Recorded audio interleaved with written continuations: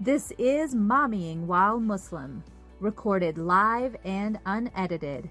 Watch as Zeba and Uzma record their podcast, see their reactions, and find out for yourself what all the buzz is about. One of our sponsors this month is Guidance Residential. They're offering a Ramadan gift to you with $500 off your refinancing. Go ahead and click on our links in order to find out how to get that. This episode is also sponsored by Muslim Kids TV, where you can find over 15,000 resources, including Islamic videos, games, and ebooks for your children. Use code MKTV2021 to get a 25% discount off of your annual subscription. Assalamu alaikum everyone. Welcome to another episode of Mommyingwhilemuslim. This is Uzma Jaffrey. And assalamu alaikum. This is Zeba Hassan. It's like we coordinated our outfits today. And we never do that. It's pastel April. I think it's just, springtime is coming. So we're getting in the springtime mood. But how has your week been? My week has been fun because my kids every day have been counting down to we had a Ramadan kickoff party, mostly outdoors yesterday. But they did come in to do like a little bit of crafts, some cookie decorating. And the kids were, Zeba, over the moon.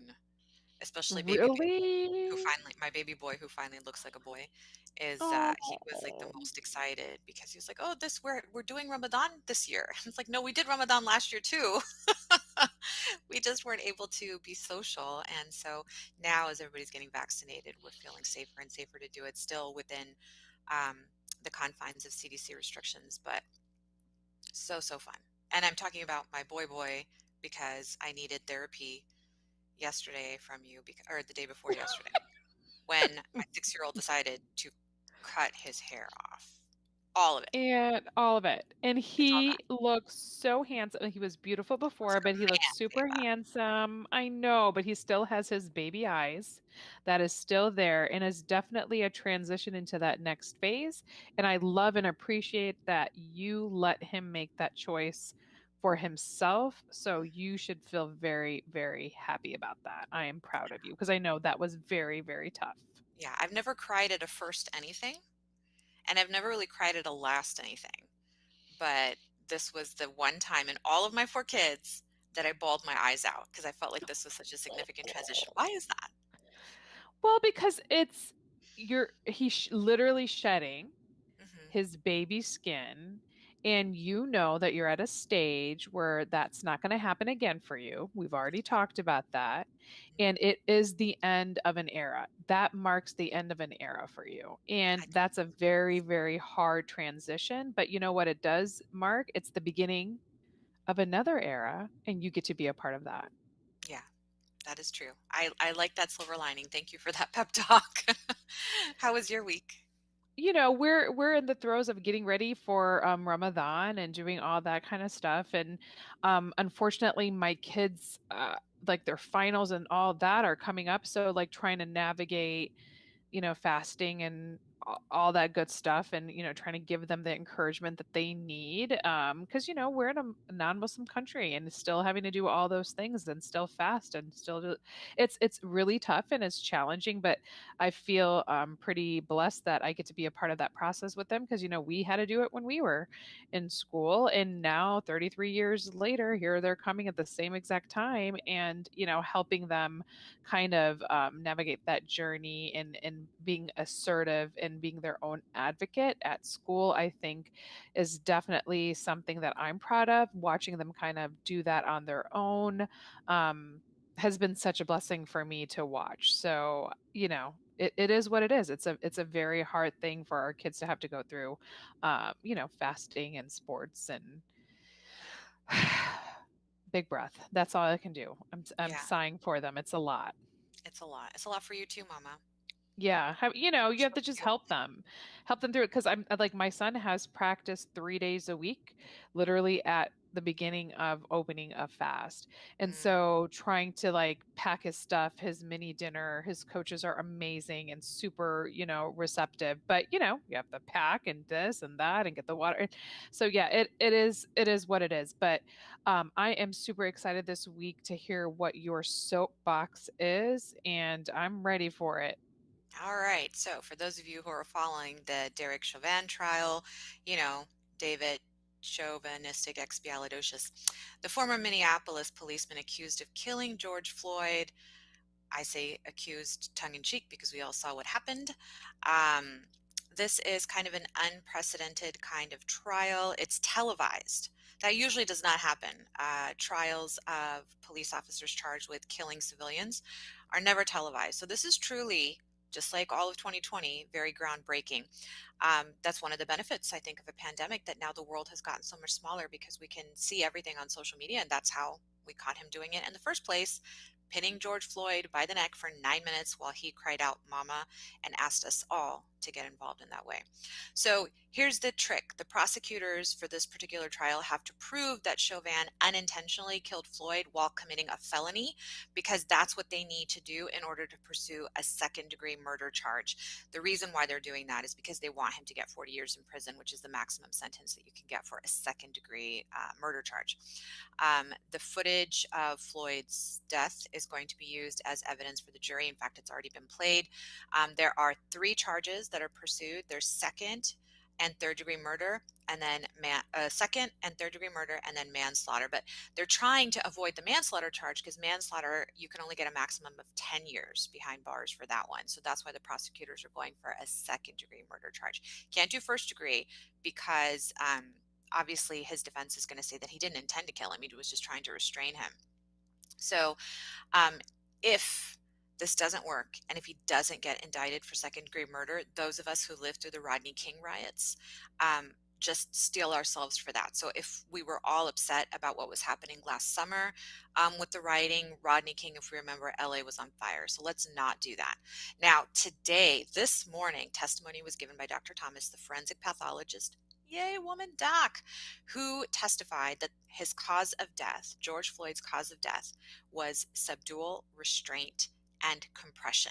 This is critical. So let's see what the defense says about that. But the reason why we care at Mommyingwhilemuslim about this particular issue is because police departments in the United States kill 1,000 people a year. That's crazy. No other country has that kind of statistic. Since 2005, 121 officers have been arrested on murder or manslaughter while on duty charges.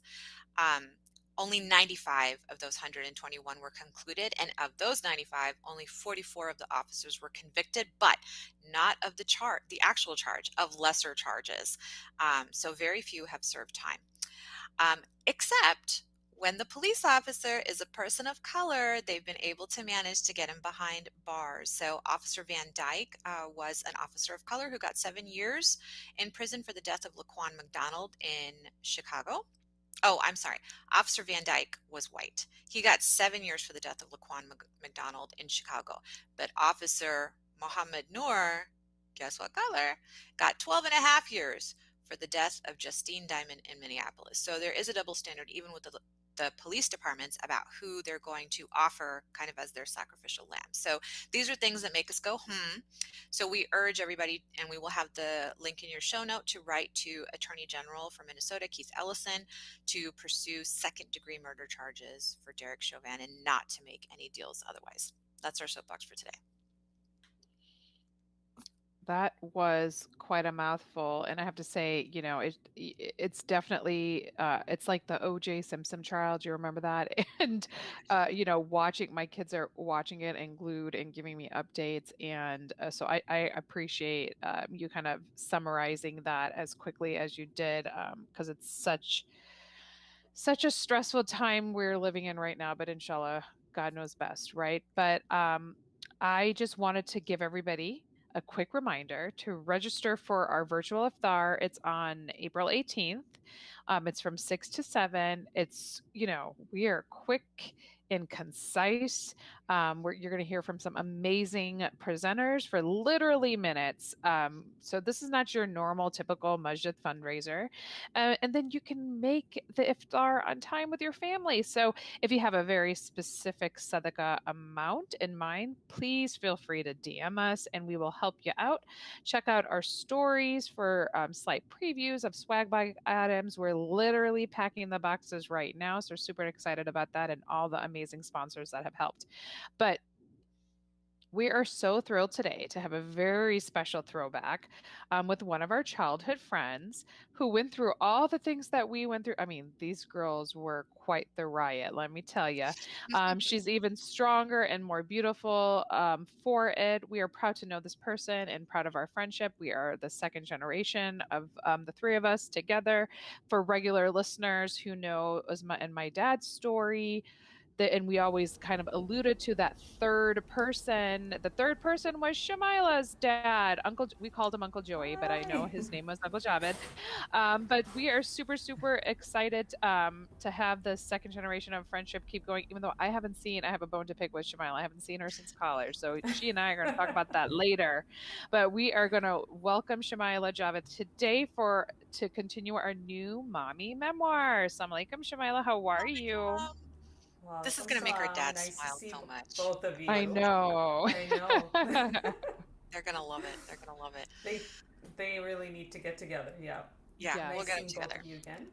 So Shamila is the third. There's one more. I don't know if she'll ever come on the podcast because she was shy back then. I don't know that she's changed Yeah. much, but we love all of our friends.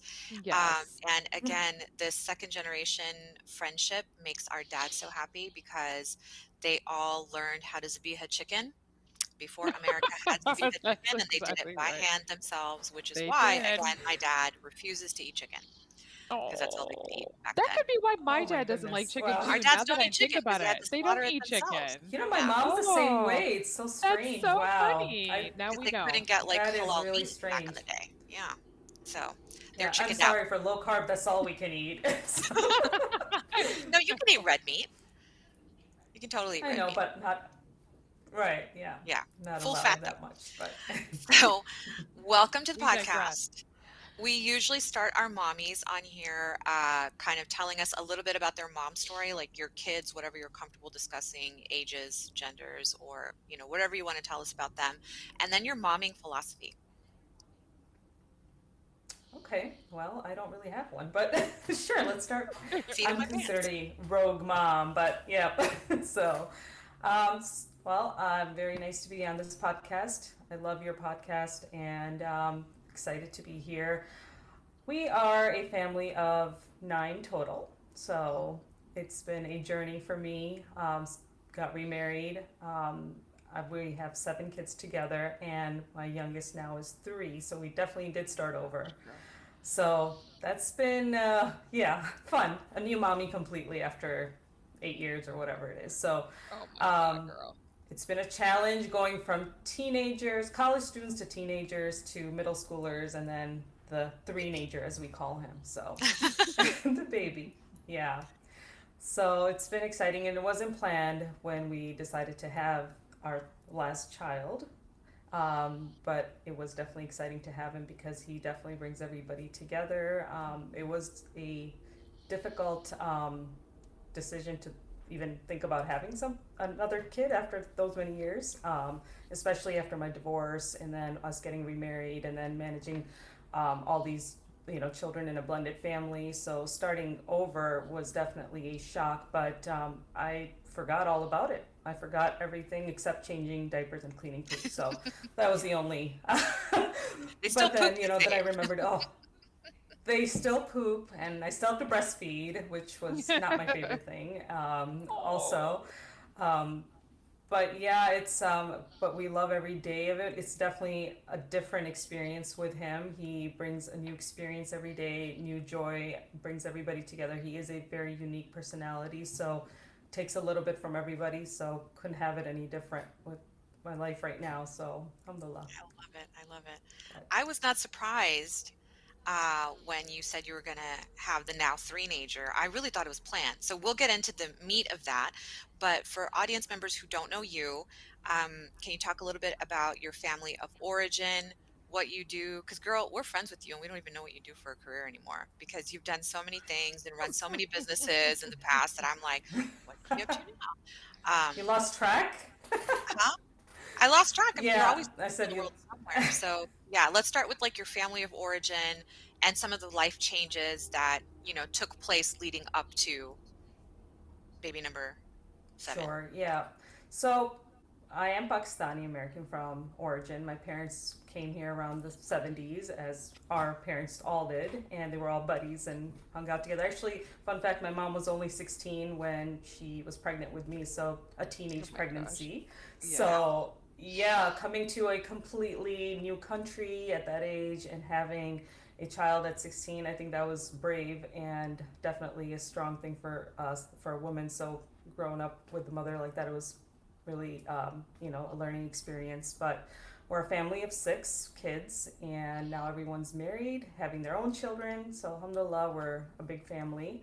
I myself have, I was married for 10 years with my first marriage and then got divorced.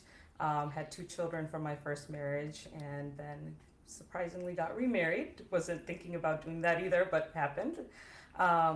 And my husband now has 4 children, and then between the 2 of us, we have the baby, so as we call him, or the three-nager now.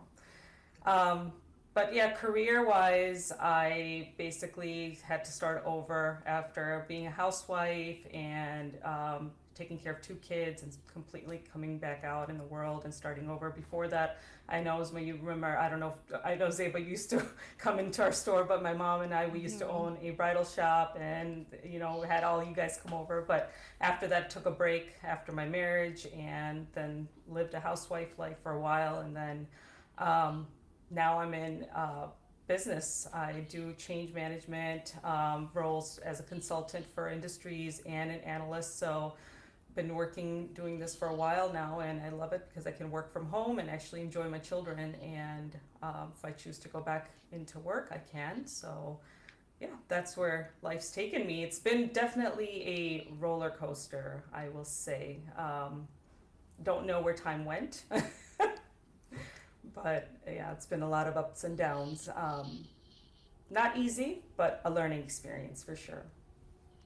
Yeah, so the title of this podcast, I think, is going to be Yours, Mine, and Ours. So you really do cultivate that whole blended family. And quite frankly, like you mentioned the bridal shop. So during college, we would ditch class. She was always naughty and always make me ditch class. So Don't talk about that right now. What if our kids listen to this? I know.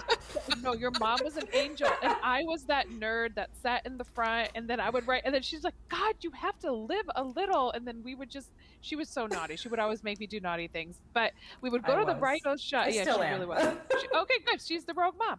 But it was always so fun to kind of have that fun in our lives, and and I'm really sorry to hear that you've had your ups and downs, but ultimately it made you who you are here today. So that's something that you should be extremely proud of, and being a good role model for your children, and being able to, guess what, start over, start fresh, not necessarily live that traditional lifestyle that all of our parents have talked about. And guess what, you're okay, you've made it, it's fine, right? So my question to you is one of the main questions I think a lot of people are going to have for this is, when you are starting and remarrying and you're inheriting, I think the term nowadays, it's like the bonus children. How has that been for you in blending the families together? Obviously, we know the three-nager kind of literally brought you all together, but how is it blending the 2 separate families together? And what's some pieces of advice that you can give other moms in your situation currently? So yes, it was definitely a challenge to even consider remarrying, obviously again after so many years, and then also marrying somebody with children. And then on top of that, 4 children. So yes, it was certainly a lot for all of us, and not just for us as parents, but also for children. It's a completely different change for everyone. But I think that the one approach I took from the beginning is that we can never treat them as someone else's children. When we're together in a house as parents, they're all our children. So we never had that differentiation. Everything we did, we treated all the kids equally. We did everything together. All rules apply to everyone equally. So that was something we kind of kept going from the time that we inherited them all. And moving forward as well. And it only becomes a challenge when obviously they're growing up and we don't come with any kind of rules or guidelines of how to work with teenagers and middle schoolers, and now COVID on top of that. So it's definitely been it's just been a challenge. And right now the biggest thing is understanding how these kids are truly feeling. They're pretty lonely at the end of the day with what COVID has done to everybody. I mean, aside from adults, as children themselves, they're not in their same situation with friends and isolated. So a lot of those things we have to acknowledge and just have some leniency in what they do. But that's been my approach, and both my husband and I have been on the same page with that. And aside from the three-nager that we have, keeping them all universal, treating them universally and treating them as our children rather than his or mine has been a definite benefit to our success. I love that. That's awesome. Yeah, because we would hear these horror stories back home about how the stepmothers treated the kids, and I'm like, oh my God, it's literally out of a Disney movie.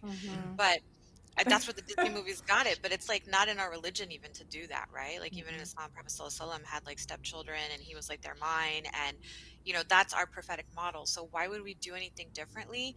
And that's one of the reasons why I like that we're in America, because we don't have any of that other stuff. Like, oh, don't marry a man with children, or don't marry a woman with children. Why?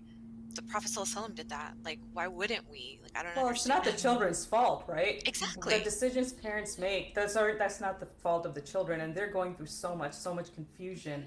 Parents are getting divorced, parents are getting remarried, their own lives, their own, situations changing. So the least we can do after we settle ourselves is make their lives better. And I mean, that's kind of, now that's been the navigation for me all throughout. But the biggest adjustment I think for me is dealing with adults, or teenagers, has been a little bit easier in a way, and then having a 3-year-old, so I just have to have more energy for him, which I don't. I was gonna say, I wonder if it's the energy piece. It's the energy piece, because girl, I'm tired. You're talking about a 3-year-old. Let me tell you, like, no, he's riding his bike. I have to run after him.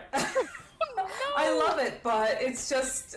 Yeah, I can't sit and play Legos with you, and I can't run after you when you're riding your bike. So well, I mean, to make you feel better, fun. I didn't want to do that back when I first started momming with my first one either, because I don't want to run. Well, I don't know if you guys remember Chuck E. Cheese, but we have a Chuck E. Cheese here. It's like, okay, I vowed after my daughter that I would not step foot into Chuck E. Cheese, and guess what? Yes. That's all he wants to do, and I'm like, no. For the record, for people in Chicago, Chuck E. Cheese. Yeah, exactly. Chuck E. Cheese used to be Showbiz Pizza.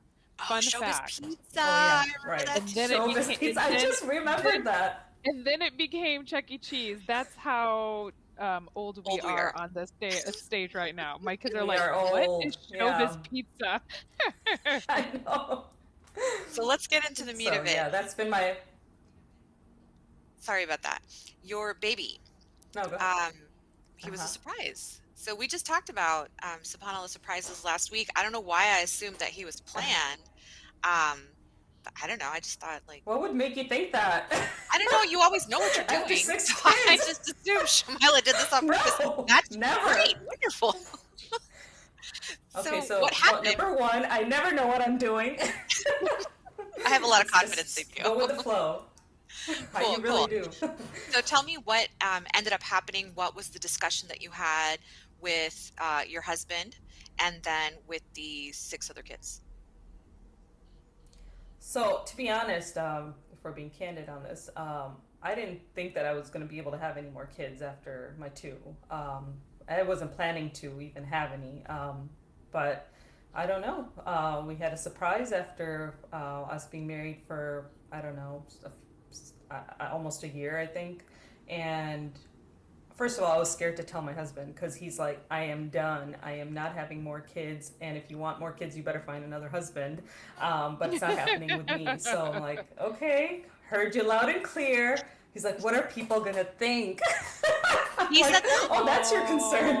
That's what he said. He's like, I'm too old for this. And I'm like, oh my God, truly. So it was definitely, I was scared to tell him, but I did tell him, and first he was standing in shock for like 10 minutes and he didn't know what to do.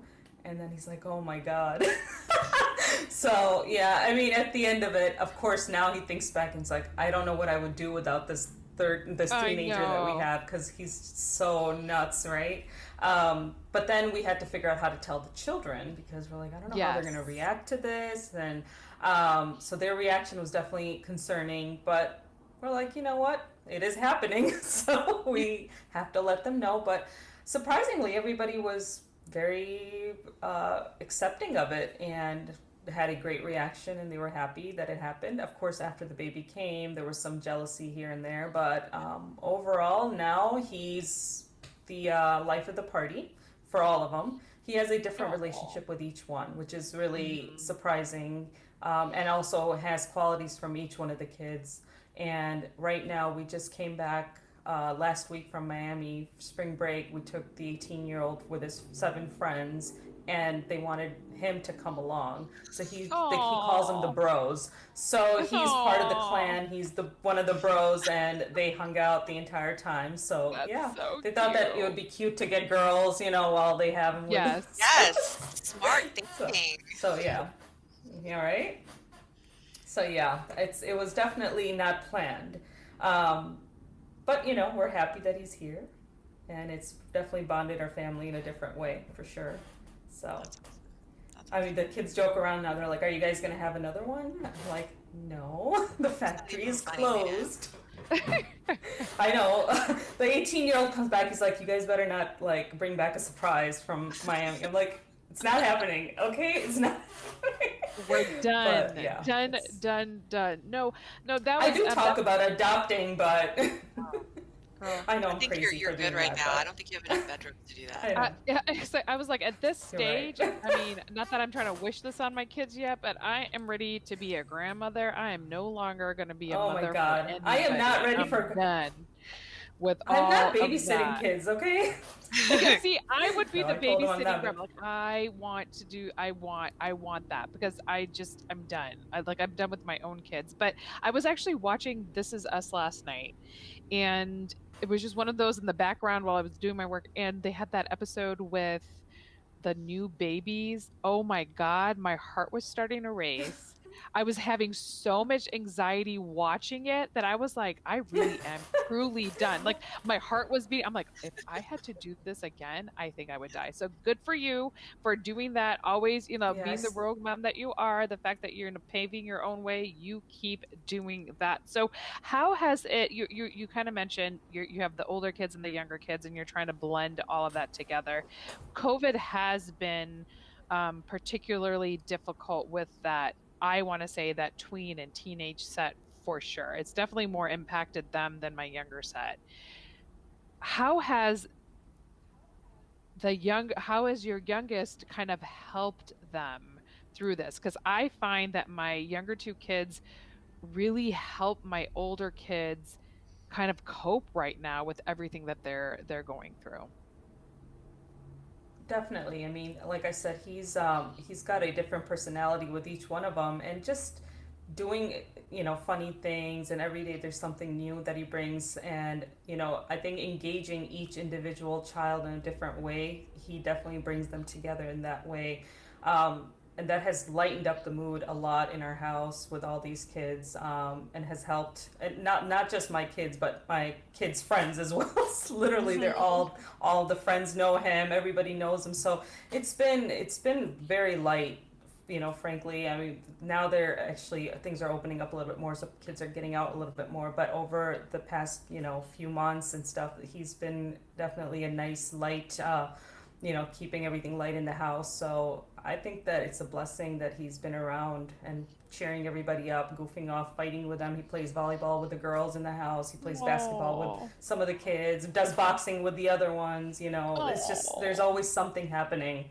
So no, it's definitely... Yeah, babies make stuff better. Like, they just, they, like you said, they bring light, but they're just... somebody else's baby, please, in my house.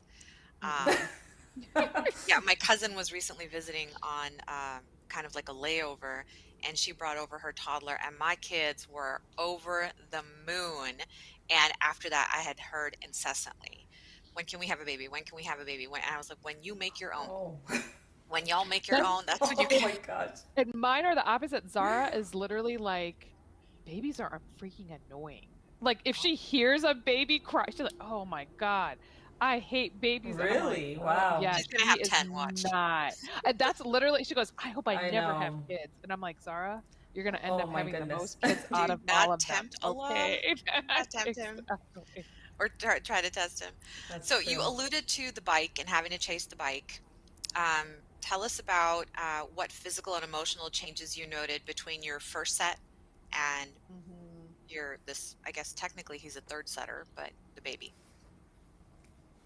Well, I've definitely had obviously more energy, and more brain power to work with the other two. I don't have that with him right now, so I'm like the bare minimum and let someone else teach you.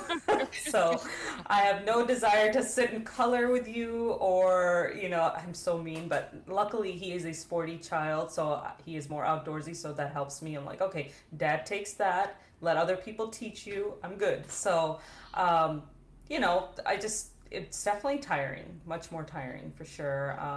It takes a lot out of you. I don't have that same, energy level, of course, as the other two, but I try to remember, okay, he is 3. I have to give him that same focus, and I tell my husband the same thing. I'm like, you better start working out and be energetic because you got to be around for him for a while. So, I'm like, you have to go to games and stuff. So he did have his first baseball game on Wednesday, so it was nice. Like it was his first time, and my husband was really excited about it. So I'm like, okay, good. You got to keep this going for another 10, 15 years. So, Oh my gosh. but just thinking in that sense that, we do think long term now, like how old are we going to be when he's going to be 18 and things like that. So, I mean, we just have to really work harder now to keep ourselves in shape and, just active. But it wasn't the case when you were in your 20s and 30s, obviously. So, Right. but But the beauty is he's going to have a different life experience, right? Because he is going to have the older siblings to kind of help them through. Like I always say, I'm not your playmate because I gave you siblings. Like that's ultimately what my family. I'm like, I'm not playing games. I'm not doing the color. I'm not doing any of that stuff because at the end of the day, you have other people that can do this with you. But so that you do change from that perspective. But I know I find myself being particularly more calm and more patient and more focused on what they want to do for that second set versus my older set because I was so worried about what other people thought of me as a mom. Right. So with that second set, I'm kind of more relaxed. I'm more, confident in my parenting style. So I definitely am more laid back in general because of that. So I feel like that's going to be the blessing for him too. So one of my questions, which I think is I'm just going to be honest, how did the community handle this transition? Because the reality of the situation is I know the community we grew up in and how people are. They just talk about things that are not anything what they consider traditional. How did you handle the community talk, or did you just say, forget it, I'm just not going to worry about it? you know what? I never worried about it before, and I never worried about it this time around. And I don't let it get to me because it's my life and it's my journey. So what difference does it make what anybody else has to say? And that statement goes for my children too. I never cared from the beginning about the other two when I was raising them if I was a great mom or not. I parented them how I wanted to. So I was calm with them, and I was calm with him now too because I know I have my own brothers and sisters. They have their own parenting styles, which is very typical helicopter parents. I am not that. I am, more like just do everything, learn everything, experience everything, but I'm here for you as your support and, to care for you. It's funny that, this topic just came up this morning. I asked my daughter, or last night, I'm like, you need to talk to me about your feelings. If you feel certainly, of course, she's going through her middle school, stuff. So I'm like, you need to talk to me about it. I know. She's like, I don't need to talk to anybody about my feelings. I'm like, well, what do you think a mom's there for you? And she's like, to cook for me. Yeah. I'm like, okay, so that's what we're reduced to, laundry and cooking. So, at this point, obviously, different teenagers come with different things, but they're experiences are different. But, I've never cared about what anybody has thought. Of course, in the beginning, my mom was not for me remarrying, especially somebody with 4 kids. It's more responsibility, and she didn't know how it would all work out. But now they're totally fine, and we've all immersed and blended everybody together, and we're not. I think we've done a good job with it. And a lot of people that are going through stages of divorce or even contemplating getting out, I encourage them, because I'm like, I feel like I got a second chance, and I think that other people can too, to happiness and a good journey. So Yeah. that's And kind of even my if you take got on the it. But chance it's to not, get it married, isn't easy, but exactly. I'm like, see? yeah. But So, they did think that I was crazy to have a last one, so they're what's your like, yeah, why favorite would you thing start about your over? teenager right now? My teenager, oh my What's God, your favorite everything thing about about him? him. He's just every day he comes up with something new. So I just want to tell you the story that happened at the airport. On the way back, we were sitting at in the terminal. So my 18-year-old with his friends was sitting there, and then he's hanging out with them, and I was sitting on the other side, and he goes around screaming in the entire terminal, "Shmila, you're disgusting." That's his new thing. That's his new thing. He hates everything, and everything's disgusting, and he just speaks his mind. He just speaks his mind, and I think I love that about him. That he just has no fear. That's what makes his character so fun. So it's definitely my favorite thing about him. So Yeah. But the Shamila part, does he usually call you Shamila? he calls my husband Dave. He calls me Shemila. No, that's something new Oh, that's a that new he's thing. discovering. Yeah, That it's pops on the definitely, name. he's almost 4, so I'm assuming it's something has to do. Yeah, it has Yeah, something to do it with him definitely is being true. 4. So Yeah, I I don't know. think that I remember doing that, and that's when we started calling each other, which unfortunately has stuck, and I think a lot of like husbands, wives do that, daddy and mama, right? And then because I'm like, oh, go ask daddy, because I used to Yeah, say Zephyr, and then they would say call him Zephyr instead of calling him daddy, and then there was a period where they would call him Zephyr daddy, and then I was just because they were just so confused, and so now we just say daddy and mama, but it's funny because like then that, like you said earlier, that becomes your identity, and you're like, that wasn't supposed to be my identity, but it was either that or they were going to go walk around and calling us Zeba and Zephyr, and my husband was not going to play that yeah. way. So he was like, that is not happening. But if you could go and change anything, everything, you've gone through a journey. Like we know that privately and separately, it's been a journey. If there was anything you can change, what would you change? I actually wouldn't change anything. I think it's perfect the way it is, honestly. I like seeing the teenagers go through their stages in their life, and it's really it's a learning experience for me, and also just navigating the middle schoolers, and then my 3-year-old. I don't think so. I could change anything about this whole situation. It's going to be interesting how the future holds, what the future holds, and how they're going to grow up together. I talk about their weddings, and I'm like, you guys are going to have the craziest weddings with all your half brothers Hmm. and sisters, and you won't even have room for friends or anything. It's just going to be nuts, but Exactly. I think it'll also be fun. At least they have a huge support system, right? So that's Yeah. all that matters. And I think it's nice they have each other. So whether they stay close or not, but at least they grew up and they were safe in a safe environment and a comfortable environment after going through divorced, situations. So I don't know. I think that overall, I think we're doing a good job. So at least the best that we can do.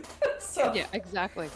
so That's really all you can do. And like, kudos to you for starting all over and doing it and sticking to your guns. Because Zeba and I have already talked about what would happen if we accidentally got pregnant right now. And yeah, it would probably No. be a different situation I for did me, ask but my I husband that. respect anybody who is going to live through that again. So thanks for sharing that experience with us and, completely clarifying my mistake because I was like, Shamala planned this, but little did I know.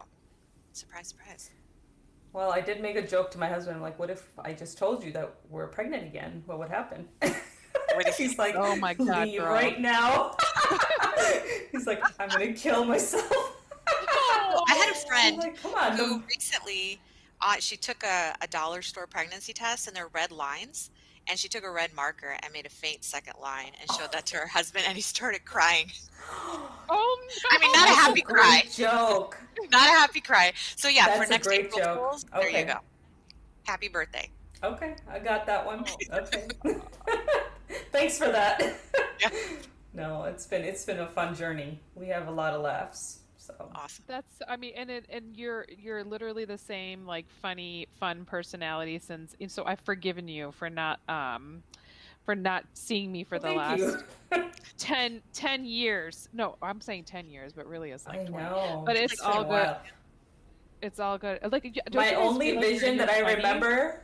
Oh no, I'm scared. I do feel that. My vision that I have of you was when you were in my store, you tried on bridal dresses. I don't know if you remember that, but you were actually trying on wedding dresses. That's like my memory of like the last time. Yeah, and because I was with Zephyr at the time. You were there with me from the very beginning. Yeah, from when I met Zephyr and like and can you believe it? It's going to be like your wedding. Yep. Yes. 23 years. After 20 years, just kind of like, awesome. What a mashallah. Yeah. And he's still my best friend. I do have to say, I'll stop counting. No, I'm not stop counting because I still need my presents every year. Okay, so I cannot stop. Well, I'm over the presents. I said, don't get me any presents anymore. It's too much work for both parties. But we will take trips. We'll take trips. Oh yeah, I do like the trips. What we can do. The trips as a family. Yeah, make some memories, right? That's just not new mommy memories anymore. Yeah, exactly. No, mommy memories. That's not a souvenir. Not happening. Let me tell you, it's just too hard to lose weight after that. Girl, I'm still. My youngest is 8. I'm still losing weight, but we're digressing. Okay, so we're gonna do a rapid fire. We're doing this new thing, a rapid fire question segment. You cannot think before you answer. I'm gonna say a word, and you have to answer. Okay, you ready? Okay. Baby. Yep. Cute. Baby. Oh, love. Everything. Oh, dream. Hopefully come true. Hope. Children. What for dinner? Low carb. Chicken. Okay. You're like, chicken and chicken with some chicken. But thank you so much. Chicken and cream. Thank you so much, Shemila, for coming. I think our dad, I wanted to get a picture of all of our dads in their like 70s sideburns and their bell bottoms because I feel like there are some pictures, and maybe we'll put one of those up if we can find them for our audio drop. But I definitely appreciate you being here. And Hug, we should probably take a picture. Yeah, take a photo. I took a screenshot of us for our dads. So yeah, take a screenshot with us. Oh my God. Jeez, I don't know how to do screenshots on my computer. I got it. So okay. Make the dads happy. Oh, make the daddies happy. But it was so great to see you. Yeah, we look the same. Yes, we'll definitely have a reunion. What I love about us is we have not cracked. But our husbands, they just look sad. Well, women are aging better than men, so we'll take credit for that. We look freaking incredible. So I'm really proud of us. I'm really proud of our friendship. Yes. I'm really proud to learn from each other, especially from you, Shemila. I've learned so many important lessons, and I cannot wait until our next reunion. In person, inshallah. Yes, definitely. In person. Thank you for having me on this, and yes, in person for sure. I'll plan it. All right. Well, thank you so much for having me. Appreciate it. Sent us a screenshot. He's so cute. I love Joe.